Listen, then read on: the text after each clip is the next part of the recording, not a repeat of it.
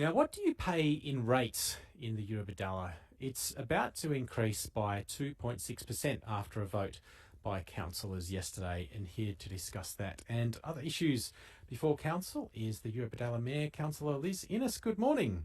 Morning, Simon. How are you? Very well. Now, 2.6% rate increase. That's the rate pegging amount set by the state government. Why is that necessary?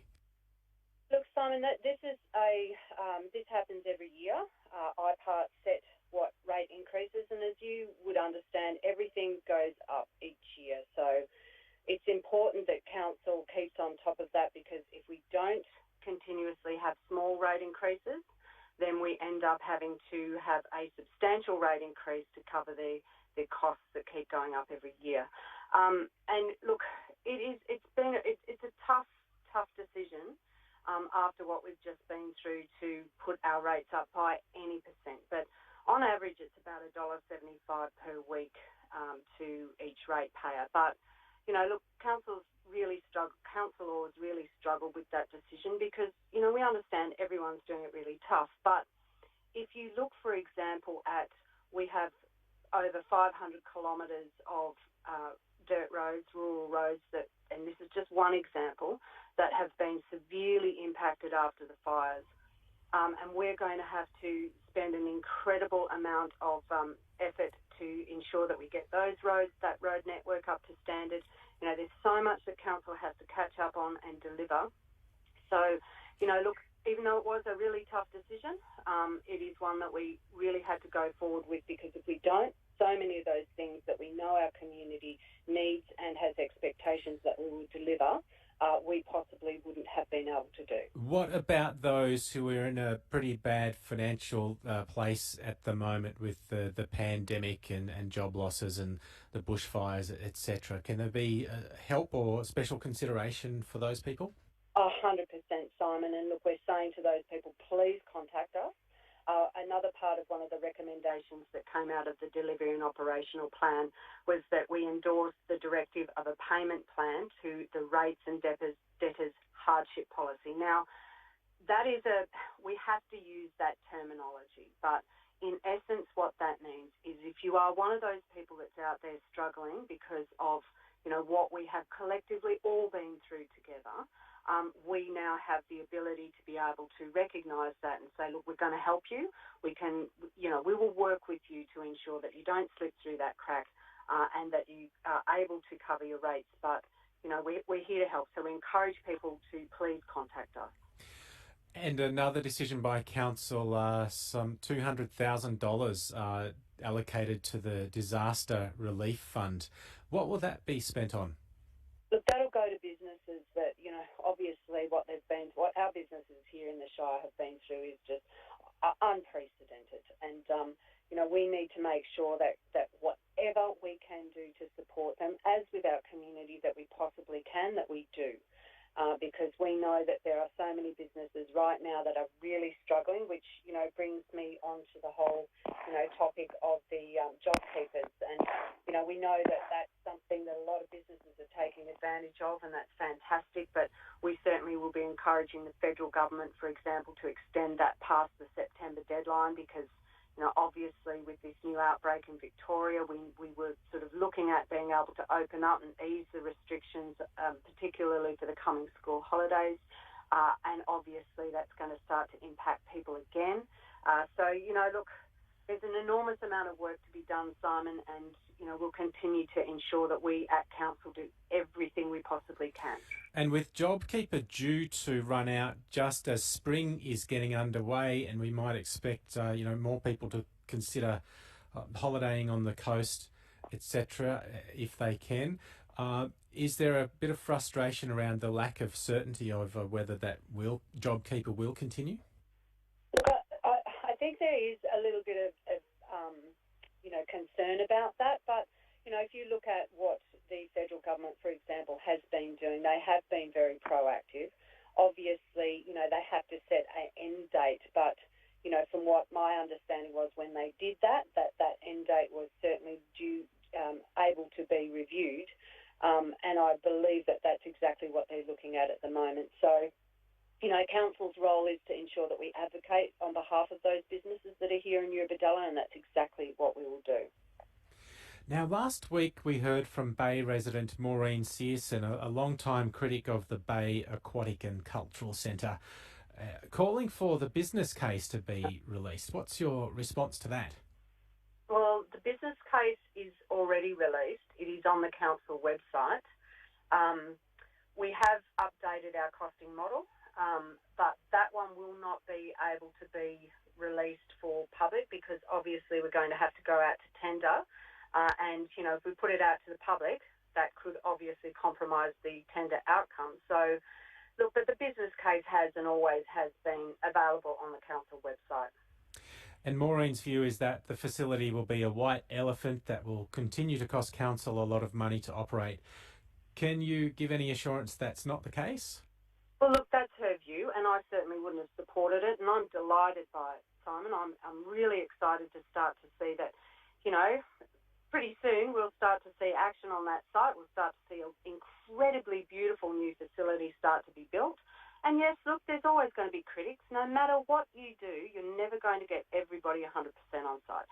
Everybody always wants more. But I will reiterate to you, the whole intention of the facility was to provide something for everyone. There is something absolutely for everyone in that facility. And, those that wanted a 50-metre pool included in that, well, I say to them, look, simply, it is unaffordable. And we could not compromise the other wonderful assets that would be in that facility by having a 50-metre pool. We would not be taking out, the warm water therapy, the play, the learn to swim for the other kids. So, yes, look, those people that want to swim 50 metres, they've had to compromise. But it's a compromise that comes to deliver incredible other wonderful facilities for our community. And I can tell you, Simon, there are so many people that come up to me every single day, mums at the schools, and go, can't wait for this fantastic place that we can take our kids and enjoy all year round. Right now, we've got a hole in the ground with cold water in it that we can use about 6 months of the year, and this beautiful new facility will be something that we can all be proud of going forward for many years to come. On coronavirus, the news this morning confirmed just now there are 20 new cases of coronavirus in Victoria. So that's 8 days now of double-digit increases in Victoria. Do you have a view on whether closing state borders is appropriate to protect people in the Sth East from potential contamination, I guess? Well, look, we have seen exactly that scenario happen. It certainly will not be a decision that I will be making, but Simon, look, this coronavirus is incredibly contagious. And we know coming into the school holidays that we would have had many of our beautiful visitors coming from Victoria. And we're just saying to people, look, maybe now's not the time. We knew that there was a possibility that we would have outbreaks. And, we've all got to do our bit. So, look, we'll just have to wait and see what decisions be made on whether they close the Victorian border or not. But right at the moment, they're saying to people, please, if you don't have to interact with people from these hotspots, please don't. If you, if you're from Melbourne or Victoria, please do not come here. And if you're from New South Wales, please reconsider whether you go there or not. Probably no surprise, some feedback on the rates increase already, and a question from Richard in Malure Bay. Richard says a high proportion of ratepayers live in Canberra and use few services, and he wonders if that should result in relatively cheap rates. What's your response to that?